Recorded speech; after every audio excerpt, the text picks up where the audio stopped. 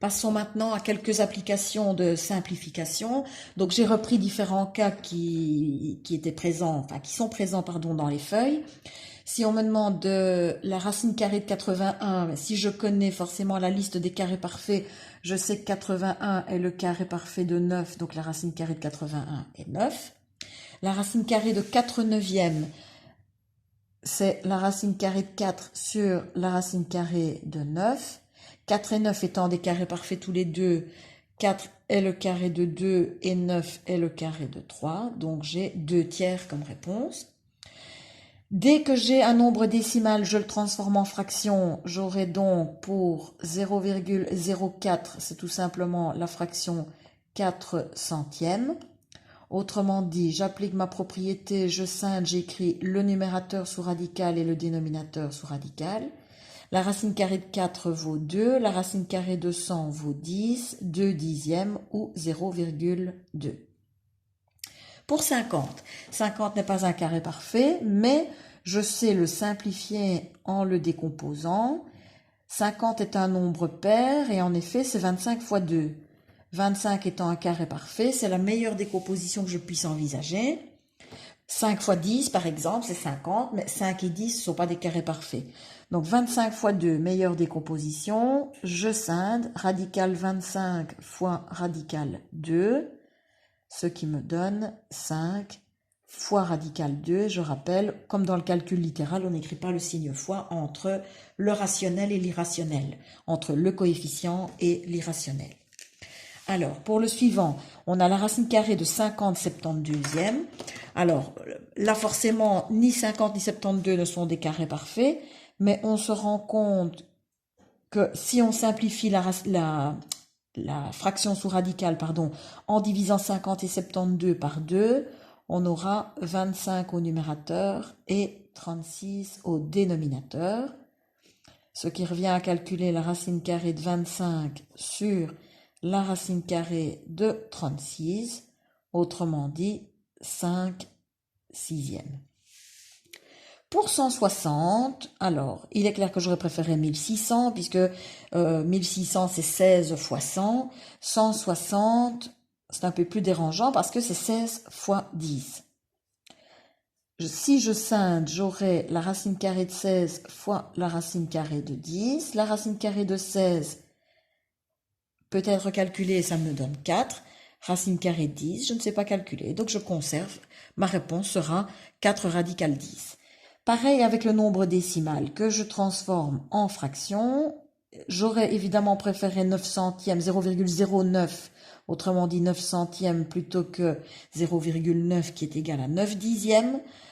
En scindant, j'aurai radical 9 sur radical 10, radical 9 qui me donne 3 sur radical 10. Alors, je m'arrête ici pour le moment, mais on verra plus tard que je ne peux pas laisser de racine carrée au dénominateur. On verra comment l'éliminer. Par contre, ici, j'ai bien des centièmes, mais cette fois-ci, c'est le numérateur qui va poser problème, puisque j'ai racine carrée ou radicale de 3 centièmes. Autrement dit, racine carrée de 3 sur racine carrée de 100. Donc, radical 3 sur 10. Cette fois-ci, pas de souci, la racine carrée est au numérateur, donc ça, je peux laisser sans aucun problème. Alors, si maintenant, on ne me demande plus de simplifier, mais on me demande d'encadrer une racine carrée, mentalement d'abord.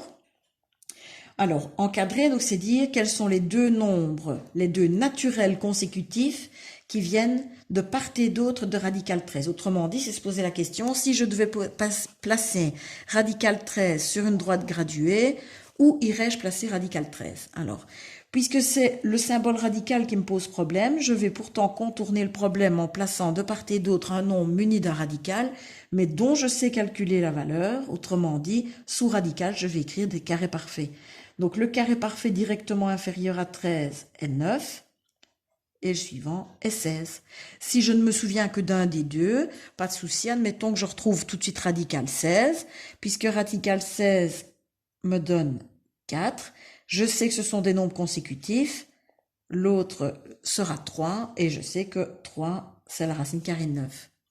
Je fais la même chose avec radical 40, donc admettons je sais que À gauche, j'aurai radical 36. Radical 36 me donne 6. Donc forcément, là, j'aurai 7. Et donc, je sais que à droite, j'aurai radical 49. Par définition, on dit que les valeurs approchées inférieures sont les valeurs approchées par défaut, les valeurs approchées supérieures sont les valeurs approchées par excès. Si maintenant je travaille avec la calculatrice, donc je remonte, on me demande la racine carrée de 37, racine carrée de 37, voilà, vous voyez, l'affichage indique radical 37, SD pour pouvoir avoir l'affichage décimal, et j'obtiens 6,0827 62 53 etc. puisque je sais que c'est un illimité non périodique, et je vais l'encadrer en étant de plus en plus précis. Alors si je commence par des naturels les plus proches, donc la valeur naturelle que je lis dans le nombre est 6, donc je dirais que radical 37 est compris entre 6 et 7. Si ensuite je travaille au dixième près, j'aurai 6,0 et 6,1. Si je travaille au centième près, je lis 6,08. J'aurai donc comme valeur approchée par excès 6,09. Au millième près, 6,082 et 6,083, etc. Toujours pour l'encadrement de radical 37 en étant de plus en plus précis. Donc, si on a compris le principe, ce que je lis dans le nombre s'écrit pour les valeurs approchées par défaut. Et pour trouver les valeurs approchées par excès, il suffit de lui ajouter une unité si je m'arrête aux unités, un dixième si on s'arrête au rang des dixièmes, et ainsi de suite, un centième, un millième, etc. Donc ça, c'est pour la simplification et l'encadrement. Alors, on passe maintenant à une petite synthèse.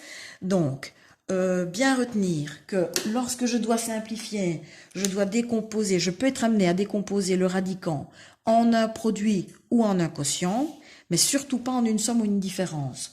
Donc, par exemple, radical 36 est égal à radical 9 fois 4, puisqu'en scindant, j'ai radical 9 fois radical 4, radical 9 qui me donne 3, radical 4 qui me donne 2, 3 fois 2, 6, et en effet, la racine carrée de 36, c'est 6. Donc, c'est la preuve que je peux scinder en un produit, je peux décomposer mon produit en un produit de racine carrée. Même chose avec un quotient. Mon quotient peut être scindé puisque la racine carrée de 4, je l'écris sous la forme de 36 neuvièmes. Si je scinde, j'aurai radical 36 sur radical 9 qui me donne 6 sur 3, autrement dit 2. Donc, c'est la preuve que mon produit et mon quotient peuvent être décomposés. Je synthétise tout de suite. Dans le cadre, radical A fois B, c'est radical A fois radical B. Et dans l'autre sens, pareil, la propriété pouvant être utilisée dans un sens et dans l'autre. Même chose pour le quotient. Mais attention, une somme ou une différence ne peuvent être décomposées en une somme de radicaux ou une différence de radicaux. La preuve, si j'ai radical 25, je ne peux pas écrire radical 16 plus 9. Enfin, si, ça je peux le faire, mais je ne peux pas décomposer en écrivant radical 16 plus radical 9. La preuve, radical 16, c'est 4, radical 9, c'est 3, 4 plus 3 me donne 7, or radical 25 me donne 5. Donc, deux réponses différentes. Avant d'aborder les opérations, un dernier exercice qui apparaissait dans le cours, on me donne donc une série de nombres et on me demande de les classer, que ce soit par ordre croissant ou décroissant, le problème revient à la même chose. Je vois des nombres qui apparaissent sous deux formes différentes, d'une part des irrationnels et d'autre part des rationnels. Alors, il y a deux façons de faire. Le procédé le plus simple, c'est, je me dis que je me débarrasse de tout ce qui est radicaux, de tous les radicaux, en élevant au carré. Donc, si j'élève au carré tout ça, j'aurai 3 au carré 9, radical 11 au carré me donne 11, ce qui donne 9 fois 11, 99. 7 au carré, 49. 7 radical 2 au carré, 7 au carré, 49 fois radical 2 au carré, 2, autrement dit 49 fois 2, 98. 3 radical 7, si je l'élève au carré, j'élève 3 au carré, 9, et radical 7 au carré me donne 7, 9 fois 7, 63. 8 au carré, 64. Et enfin, radical 65 que j'élève au carré me donnera tout simplement 65. Maintenant, pour les classer par ordre croissant, par exemple, le plus petit étant 49, autrement dit 7. Donc, je classe d'abord ceux-ci par ordre croissant pour ensuite revenir au nombre donné initialement. Donc, 49 est le plus petit, suivi de 63, 64, 65, 98 et enfin 99. Et donc, je réécris ensuite les nombres qui étaient donnés au départ. Ça, c'est la méthode la plus simple. Donc, je me débarrasse des radicaux en élevant tout au carré, sans distinction irrationnelle et rationnelle. Ou bien, je me dis qu'à partir des nombres, donc ceux-ci, je les conserve.